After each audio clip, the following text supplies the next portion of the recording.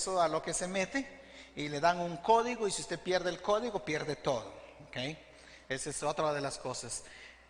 Ecuador, no es ilegal tener el negocio de criptomonedas, pero, aquí en el pero, tenemos un presidente que tiene experiencia en bancos y los bancos no facilitan criptomonedas en el Ecuador, para que usted sepa. Algunos países incluso permiten que compre productos con criptomonedas. Hasta ahí es su riesgo. Entonces parece que en el mundo de las inversiones hay cosas de alto riesgo, riesgo moderado y bajo riesgo, ¿sí? Los de bajo riesgo siempre ganan menos, pero son más seguras. Las de alto riesgo pueden ganar más, pero también se pueden desplomar más. Segunda cosa, hasta ahí no hay problema. Usted quiere invertir, invierta. Pero segunda cosa es, hay algunos en la ciudad o en la zona o en el país que están usando criptomonedas con pirámides. Y eso sí no está bien. Porque en las pirámides los que al final pierden son los últimos de abajo, ¿no es verdad? Entonces, para que usted sepa, si usted le presenta las dos cosas, dude, piense, pregunte, haga lo que sea, pero pirámides siempre no es buena idea, ¿ok? Entonces, el otro es a su riesgo, pero porque algunos están mezclando esas dos cosas en la comunidad y hay que tener cuidado, ¿ok? Nosotros no estamos de acuerdo con pirámides. Una pirámide dura entre 2 a 3 años y mientras más alto es lo que le ofrecen pagar, más rápido cae una pirámide, ¿ok?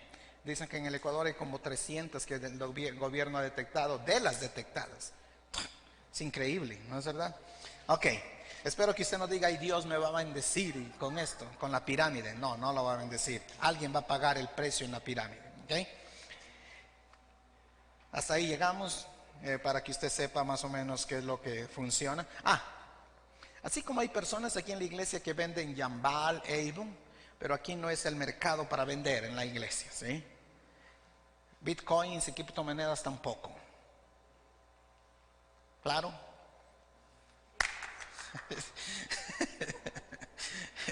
Ok, los únicos que vendemos aquí es cuando el grupo de jóvenes hace una comida para levantar fondos, o las damas venden unos cakes, eso vendemos, pero el resto no. Ok, bueno. Usted está recibiendo en esta serie el boletín y aquí están las preguntas para el estudio bíblico. Parte un bosquejo del sermón más o menos, pero las preguntas para el estudio bíblico, una serie para que tome sus notas, porque no tenemos eso. Estamos viendo esta serie Cosmovisión. Cosmovisión es cómo percibimos a Dios los cristianos para enfrentarnos al mundo. La semana pasada Pastor Stanley hizo una excelente exposición respecto de la Biblia, la autoridad, y usted va a ver ahora la secuencia de lo que él expuso la semana pasada con esto. A mí me ha tocado el tema, la existencia de Dios. La existencia de Dios. Entonces esta mañana vamos a tratar de mostrar cómo probamos la existencia de Dios. Y quiero definir a Dios basado, no es mi definición, es copiada de otros autores. Para que usted sepa, muchos de estos que defienden la fe se llaman apologistas, ¿sí? O apologetas, como usted le quiera decir. Y ellos casi han llegado a este punto. Dios es el único ser que existe en sí mismo. La razón de su existencia está en sí mismo y es totalmente independiente de cualquier otro elemento. Escuche bien, Dios es el único ser que existe en sí mismo y no depende de nadie más. Él existe por sí mismo. Ese Dios tiene algunos atributos. Muchos de estos atributos son comunicables para sus seguidores y muchos de esos atributos no son comunicables. Por ejemplo, amor es un atributo de Dios comunicable, que la expectativa de Dios es que nosotros imitemos a ese Dios. Pero por ejemplo, omnipresencia, omnipotencia, eternidad, ¿sí? No son comunicables. Entonces nosotros, para tener ese acercamiento y podemos entender acerca de Dios, es el único ser que existe en sí mismo y la razón de su existencia está en sí mismo, totalmente independiente de cualquier otro elemento. No depende de nadie. Él existe porque Él existe. ¿Cómo vamos a nuestra metodología de esta mañana? Este es un caso de hace algunos años, creo que el año 92 más o menos, para que usted sepa. En el año 92 este hombre se llama O.J. Simpson, muy famoso, y dice que su juicio sobrepasó incluso en los Estados Unidos al Super Bowl, que es la final del fútbol americano. Es un exjugador de fútbol americano, fue acusado de haber matado a su esposa y a su ex esposa y al novio de ella, ¿sí? Y tenía toneladas de evidencia. Solo había una evidencia que no concordaba con O.J. Y la evidencia que el abogado tomó para que no concordara fue que el guante o los guantes que usaron en el crimen, que los encontraron, no eran de la talla de O.J. Y O.J., después de tanta evidencia y todas estas cosas, fue declarado no culpable en esto. ¡Wow! ¿Cuál es nuestro acercamiento para probar a Dios? Es cuánta evidencia tenemos, cuánta razón o cuánto concepto razonable de fe para llegar a una verdad. Entonces, cuando usted tiene poca evidencia, la razón, la fe o la fe razonable aumenta y llega a la verdad. Esta mañana vamos a ver suficientes evidencias para nosotros llegar a la razón y luego llegar a la verdad y tener dos opciones: o usted tiene fe y cree, o usted es incrédulo. ¿Sí? Usted es incrédulo. Esto funciona, el sistema judicial funciona de esa forma. ¿Sí? El juez nunca está ahí. El juez recibe toda la evidencia y luego tiene un elemento de razón. Si usted ve en el caso de O.J. es lo mismo, hubo evidencia y hubo una fe razonable. La fe razonable fue, los guantes no le quedan a O.J., ¿sí? Y asume su verdad el juez o el jurado, lo que sea, y sale. Cuando nos acercamos al caso de Dios es el mismo. ¿Cuál es nuestra evidencia? Ahora, en la Escritura hay un pasaje en el libro de Hebreos capítulo 11, verso 6.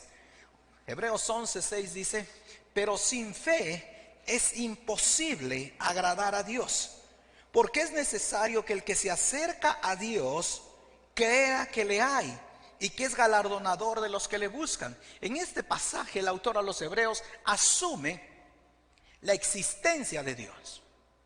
Entonces está diciendo esa existencia. Ahora piensa en el cuadro anterior basado en este versículo. Está diciendo, porque en realidad sin fe es imposible agradar a Dios, porque Dios existe. ¿Sí? Eso es lo que está diciendo en ese cuadro. Y el autor a los Hebreos está poniéndonos de esta forma: asume que hay fe. Y el propósito es, dentro de esos elementos de asumir, es los cristianos poder vivir confiados, porque tenemos evidencia y fe.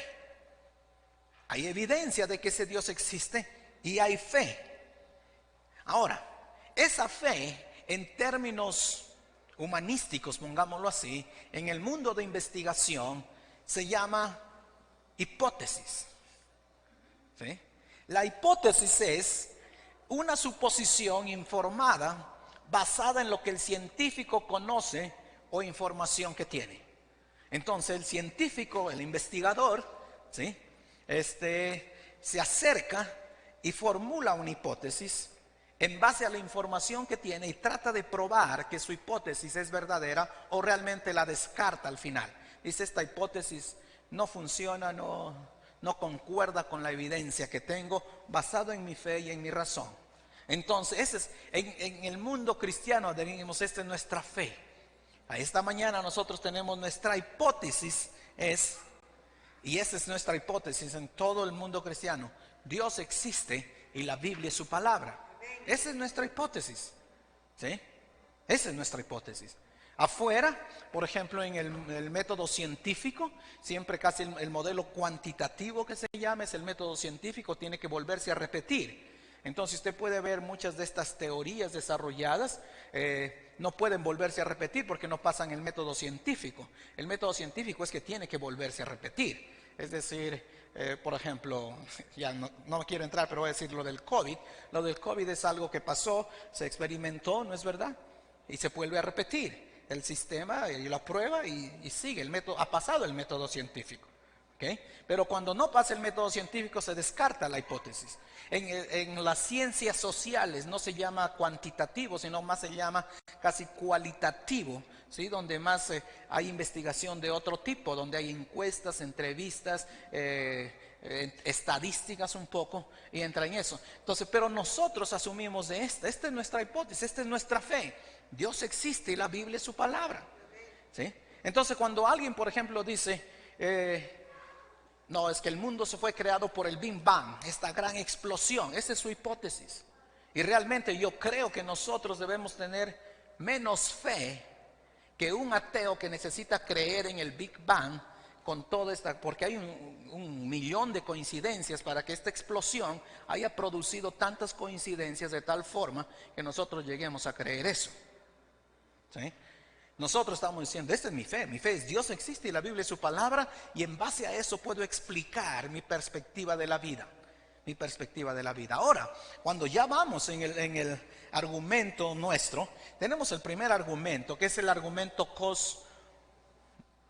cosmológico, casi digo cosmetológico, no es cosmetológico, es el argumento cosmológico. El cosmos es el universo. ¿Cuál es el argumento aquí? El argumento es: todo lo que existe tiene una causa fuera de ello. Por eso Dios, al definir a Dios, Él existe en sí mismo. Y estamos diciendo, todo el resto que existe, hay una causa que lo creó. En nuestro caso dice que es la palabra el ex nihilo, ¿sí? Génesis 1:1. En el principio Dios creó. Eso es, de la nada Dios creó. Pero a Dios en sí mismo nadie lo ha creado. Él por eso es un ser independiente, autónomo. Pero el resto de la creación, este es el principio cosmológico. Todo lo que vemos, Dios lo ha creado. Dios se ha manifestado. Dios se revela. Mira lo que dice Romanos capítulo 1, verso 18. Ciertamente, la ira de Dios viene revelándose desde el cielo contra toda impiedad e injusticia de los seres humanos, que con su maldad obstruyen la verdad. Hay que tener cuidado porque mucha ciencia, muchas teorías que están tratando de enseñar como que eso fuera la verdad total, ¿sí? Realmente obstruyen la verdad, ¿sí? Son, ¿cómo sería? Selectivos en el acercamiento. No son íntegros en todo el acercamiento. Entonces nosotros vemos desde el antiguo, Pablo como que está escribiéndonos hoy, cuando está escribiendo hace 2000 años. Y Pablo todavía dice, me explico, verso 19. Lo que se puede conocer acerca de Dios es evidente para ellos, pues Él mismo se lo ha revelado.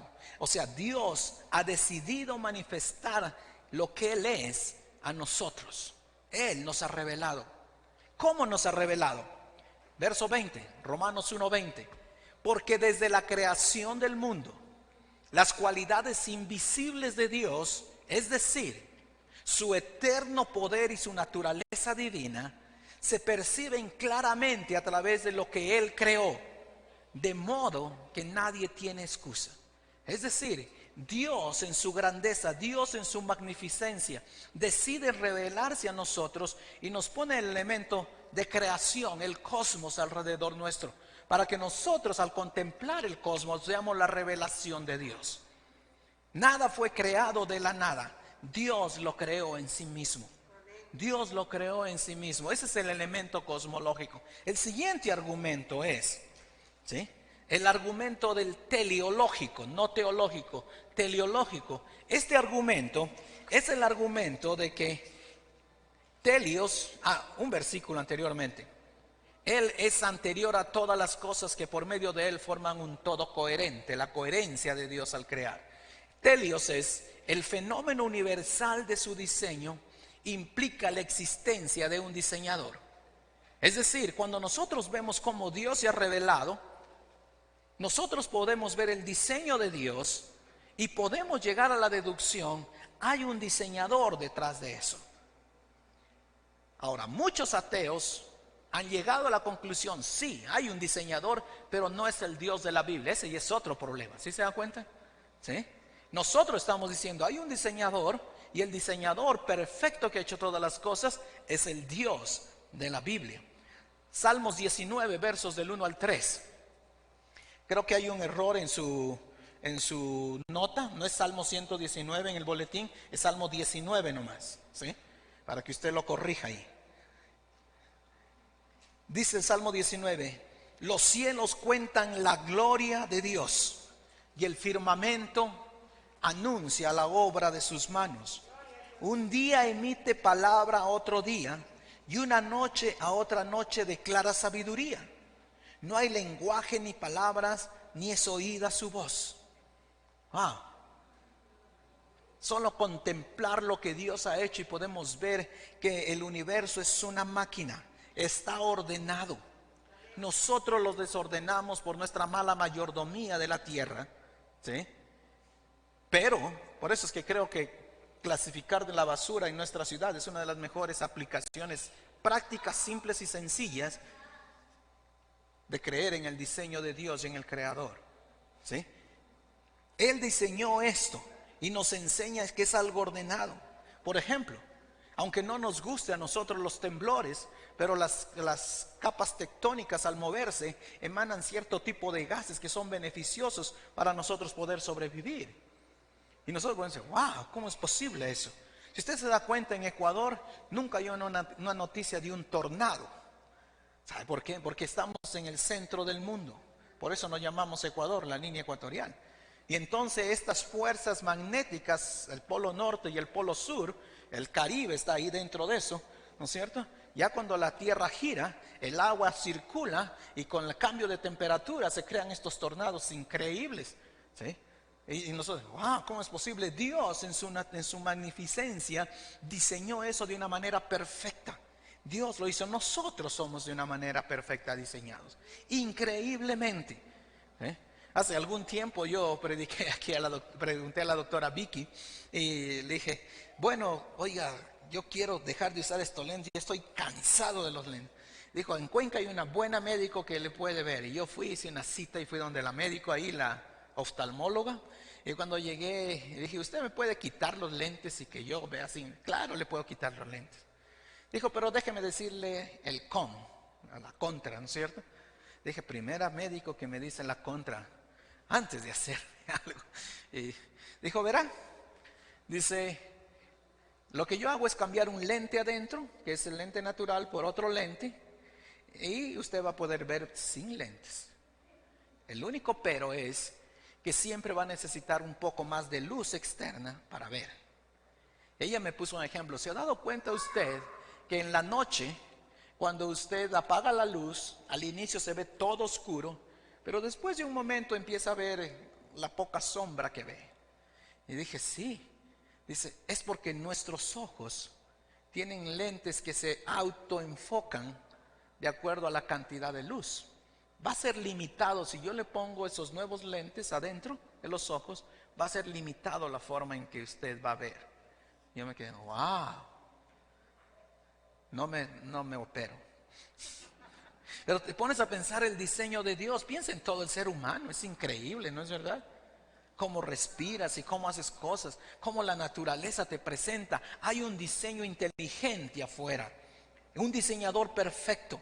Es casi imposible, ¿sí?, de que algo pase por coincidencia, de que de alguna manera un avión tire de arriba un motor y caiga en el patio de mi casa y yo pueda generar electricidad de una forma u otra. Es imposible. Por eso es que el mundo de las coincidencias, para que todo suceda así, no hay tal, tiene que haber un diseñador perfecto, inteligente atrás de eso. Nuestros pequeños valles en la ciudad, estos microclimas que tenemos en Loja, ¿no es verdad?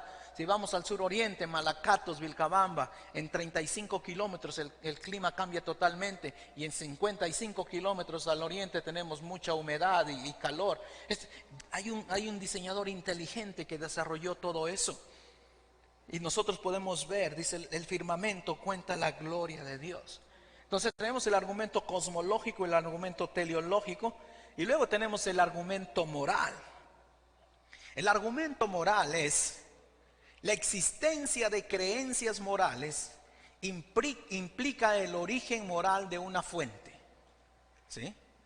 Cuando nosotros estamos creyendo, Dios de alguna forma ha puesto dentro de nuestro corazón el concepto de moralidad. Mira lo que dice Eclesiastés 3:11. Y Bichito le pidió que ponga ese versículo en la Reina Valera, y yo voy a leer aquí en la Nueva Versión. Dice: Dios hizo todo hermoso en su momento. Wow. Y puso en la mente humana el sentido del tiempo. Y si usted lee, allá arriba está, creo que los que están en la pantalla no van a poder, en el Facebook no van a poder ver, pero arriba está diciendo la eternidad, ¿no es verdad? Dios puso en nosotros el concepto de eternidad, ese concepto moral del tiempo. ¿Ok? Y dice aquí, en la Nueva Versión: aun cuando el hombre no alcanza a comprender. Reina Valera: sin que el alcance del hombre entender la obra que ha hecho Dios desde el principio hasta el fin. Es decir, está diciendo, el hombre es limitado en su conocimiento. Somos finitos en nuestro conocimiento. Nos regocijamos porque descubrimos otras cosas más, y qué bueno que seguimos descubriendo más cosas. Sin embargo, sigue siendo finito. Sigue siendo finito. Ese es el argumento moral. Mira lo que dice en el libro de los Romanos capítulo 2, versos 14 y 15. De hecho, cuando los gentiles que no tienen la ley cumplen por naturaleza lo que la ley exige, ellos son ley para sí mismos, aunque no tengan la ley. Estos muestran que llevan escrito en el corazón lo que la ley exige, como lo atestigua su conciencia, pues sus propios pensamientos algunas veces los acusan y otras veces los excusan. Es decir, Dios ha puesto en el ser humano ese concepto moral, qué es correcto y qué es incorrecto. ¿Sí? Entonces ahora quiero que tú entiendas la lógica de la evidencia. Le llaman en términos filosóficos el absoluto, que tiene toda la autoridad. Dios existe y la Biblia es su palabra. Pero estamos viviendo en un mundo muy relativo, todo es relativo. Entonces casi hemos basado mucho de nuestro acercamiento a la vida en nuestros sentimientos, en todos los aspectos, dentro del macro y dentro del micro acercamiento a la vida. Pensamos en estos conceptos. Mis sentimientos son los que determinan. ¿Sí? Entonces tú vas a decir, bueno, en vez de que yo tengo que luchar con mi esposa por el matrimonio, voy a enfocarme simplemente en lo que yo quiero y cómo me siento. Como yo me siento que no soy muy entendido por mi cónyuge, y el vecino o la vecina, depende si usted es hombre o mujer, parece más atractivo y cosas así, yo siento que puedo ser feliz de esa forma y tomo una decisión. Al fin no le hago daño a nadie. ¿Usted ha escuchado eso? ¿Por qué? Porque no hay una verdad absoluta. No hay alguien que tenga la autoridad que diga que es correcto y que es incorrecto. Todo lo basa en sus sentimientos. ¿Sí? Todo lo basa en sus sentimientos. Esta palabra y el Dios de la palabra es lo que determina en qué creemos nosotros. ¿Sí? Es el elemento moral. Supongamos que alguien diga, ¿y por qué a veces nosotros decimos? Imagínense a un hombre, bueno, yo me siento bien de ser un violador y de ser un criminal, un homicida. Si el argumento es sentimientos, no, pues no lo puedes juzgar. Pero hay un absoluto que dice que es correcto y que es incorrecto, y ese absoluto determina, eso es incorrecto. ¿Estoy comunicando o no? Mucho cuidado, porque parte de esta enseñanza acerca de tendencias de género y cosas así va mucho a ese sentimiento. ¿Sí? No, nosotros tenemos un absoluto. ¿Qué dice la Biblia? ¿Qué es verdad y qué no es verdad?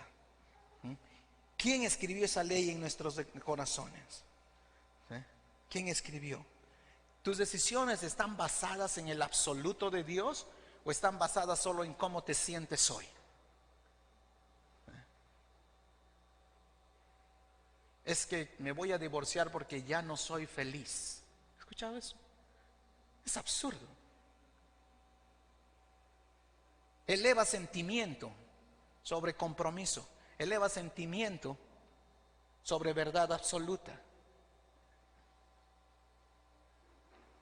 Mucho cuidado, porque habemos muchos cristianos que hay un momento dado que empezamos a pensar así y nos olvidamos del absoluto. ¿Qué es lo que la palabra dice? o cuando no tomamos responsabilidad sobre nuestras emociones. Si tú eres alguien creyente maduro, esa relación vertical se convierte en un absoluto. Nuestra manera, nosotros cómo vemos moralmente las cosas, cómo sientes. A veces exaltamos más a nosotros mismos que al Dios de la Biblia. El tercer argumento es el argumento de la experiencia. Este es el argumento irrefutable. Nuestra manera de vivir afirma lo que creemos, que lo que creemos es verdadero, la existencia de Dios. ¿Crees tú con tu manera de vivir? Si tú tienes un problema de iras, de celos, de falta de perdón, de falta de control de temperamento, arréglalo verticalmente. Pero recuerda, escucha bien, recuerda que eso no se arregla horizontalmente, se arregla verticalmente. ¿Ok? Porque nuestra manera de vivir afirma que, porque cuando tú no arreglas esos problemas emocionales alrededor tuyo, realmente no estás defendiendo a ese Dios verdadero. ¿Sí? No estás defendiendo a ese Dios todopoderoso. Y tú puedes decir, es que tú, Leo, no conoces a mi esposo, y si eres mujer, a mi esposa. Déjame decirte, si esa relación vertical no te da el significado completo, si esa relación vertical no te da la satisfacción completa, si esa relación vertical no te llena y te da la plenitud completamente, no hay nada horizontal que pueda satisfacerte. Ni el trabajo, ni el novio, ni el esposo, ni el vecino, si vives en el Ecuador, si vives en la China, en lo que sea. El problema es vertical. Amén. Nuestra manera de vivir manifiesta eso. Salmo 34, versos 4 al 8. Busqué a Jehová y Él me oyó y me libró de todos mis temores. Los que miraron a Él fueron alumbrados, sus rostros no fueron avergonzados. Este pobre clamó y le oyó Jehová y lo libró de todas sus angustias. El ángel de Jehová acampa alrededor de los que le temen y los defiende. Gustad y ved que es bueno Jehová. Dichoso el hombre que confía en Él. Él es el que te produce esa satisfacción. Y esa es la mejor defensa de la fe. Ahí es donde encuentras la felicidad. No trates de hallar horizontalmente lo que solo puedes hallar verticalmente. ¿Sí? Cuando yo recién me convertí, empezamos aquí en Loja un grupo que era de la CES en aquel tiempo. Después James tomó, otro hermano también, y ahora ha vuelto a renacer eso de CES en las universidades, es muy bueno. Pero yo me acuerdo que un día estaba en Cuenca, en la Universidad de Cuenca, una clase de filosofía que me invitaron ahí a escuchar, y había una muchacha cristiana que le habían pedido que exponga la existencia de Dios. Y entonces ella está yendo, estos argumentos no son de Leo, estos argumentos son de los apologistas, quiero que entiendan. No estoy creando el agua tibia, dice que si copias de uno es plagio, que si copias de muchos es investigación. Entonces una investigación de muchos apologistas, ¿sí? Entonces estaba ahí en la universidad y un hombre de filosofía con barba y todo. Ahora los cristianos saben estar, ¿cómo sería? Esa es la fashion, ¿no es cierto? La tendencia a la barba. Pero eran los filósofos la tendencia de la barba y todo, los ateos. Y estaba ahí con un maestro de filosofía y esta muchacha defendiendo por qué Dios existe. Y el maestro le dice, bastante subestimándola, y le dice, bueno, dice, señorita, deme algo más. Ya sé el argumento cosmológico, el argumento teleológico, el argumento moral, dígame algo más.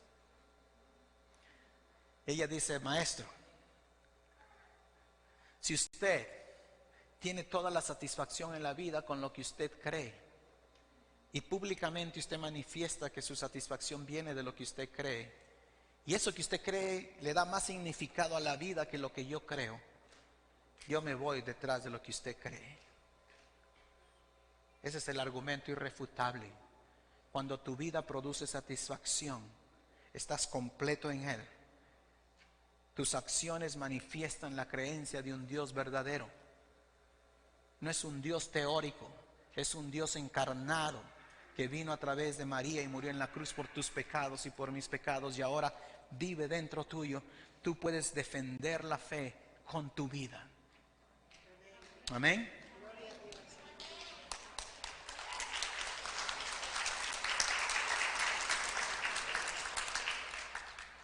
Este señor se llama C.S. Lewis. Es cuando él era no creyente. C.S. Lewis, como tenía unos 16 años, dice: no creo en la religión, absolutamente no hay prueba para ninguna de ellas, y desde el punto de vista filosófico, cristianismo no es lo mejor. ¡Wow! Pero déjame decirte, cuando Dios actúa no hay corazón que se resista. 10 años después, C.S. Lewis estaba escribiendo: cristianismo es como Dios se expresa a sí mismo en lo que llamamos cosas reales, nombrando algunas de ellas la encarnación, crucifixión y resurrección. Y se volvió uno de los más grandes apologistas defensores de la fe. Cuando tú ves la película de Narnia, C.S. Lewis, y C.S. Lewis te presenta en una metáfora el Evangelio. ¿Has visto el león y todas las cosas? ¡Wow! No lo habías pensado así. Y cómo este hombre impactó tanto, ¿no es verdad?, el mundo actual, que Hollywood, yo no sé si va Billy Graham y dice publiquen una película, no lo va a hacer Hollywood. Pero C.S. Lewis escribió y Hollywood invirtió en las crónicas de Narnia. Y mucha gente ve y no piensa, pero es el Evangelio ahí. Dios transforma el corazón. Cuando tú ves estos elementos, la existencia de Dios no solamente está basada en el aspecto cosmológico. Entonces nuestra hipótesis es: Dios existe, y lo argumentamos, el argumento cosmológico, teleológico, moral y de experiencia. Pero hay algo más que cristianismo es. Cristianismo, después de todo, provee un significado más trascendente que nada. Un gran apologista dice: hay 4 palabras que solo tienen cumplimiento en un lugar. Dice, esas palabras son maldad, justicia, amor y perdón. Dice, y todo eso solo converge en un lugar: la cruz de Cristo, el Evangelio. Cuando enfrenta el problema del mal, cuando trae justicia delante del Creador, ese Dios trino, cuando eso lo hace por amor, porque experimentamos perdón. Y entonces empieza a darte significado a ti. Dios provee significado al orientarnos y provee esperanza cuando venimos a esa relación con Él. No es una creencia que no provee esperanza. Cuando iba a entrar a Lucy, antes de que me entube, y el doctor me dice: señor Leonardo, hemos hablado con su esposa y esa es la única manera que podemos hacer por usted, entubarlo. Y él está ahí parado. Y le digo: dame un minuto. No es que me mandó otro cuarto ahí delante de él. Yo oré en voz alta y dije: Dios, si esta es la manera de ir a tu presencia, que sea como tú digas. ¿Cómo te voy a conocer? Así sea. Amén. Bueno, encargué a mi familia en las manos de Dios. Y el doctor me miró y dijo: pero usted se ve bien. Yo no sé, le voy a meter el tubo, pero usted se ve bien. No sé si es algo ilógico. Pero ¿sabes por qué? Porque tenemos esperanza. Tenemos la misma enfermedad, pasamos la misma muerte, tenemos el mismo dolor, pero tenemos esperanza. Y nuestra esperanza no está en nosotros, está en ese Dios que existe. Amén. Ahí está nuestra esperanza. Ahí está nuestra esperanza. Nuestra evidencia es muy amplia y requerimos poca fe. Dios existe y la Biblia es su palabra. Y vamos a afirmar a ese Dios. Y ese Dios no es ajeno, ese Dios es cercano. El Dios que hizo el universo es un Dios cercano, que te ama a ti y me ama a mí. Señor, queremos venir esta mañana a ti para darte